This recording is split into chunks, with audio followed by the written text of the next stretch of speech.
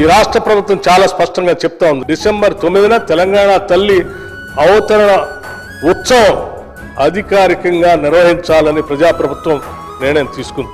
జయ జయ హే తెలంగాణ జననీ జయ కేతనం ముకోటి గొంతుకలు ఒక్కటైన చేతనం.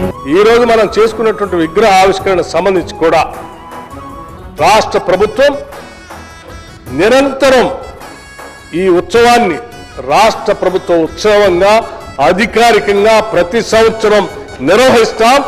ఇది నిర్వహించడం మనందరి బాధ్యత అని కూడా ఈ సందర్భంగా మనం చేస్తాను.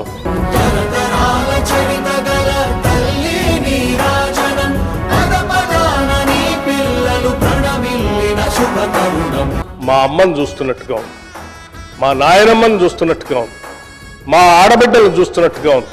తల్లి అంటే నిజంగా చూస్తా ఉంటే చేతులెత్తి దండం పెట్టేంత స్థాయిలో అటువంటి విగ్రహాన్ని అద్భుతంగా తయారు చేసి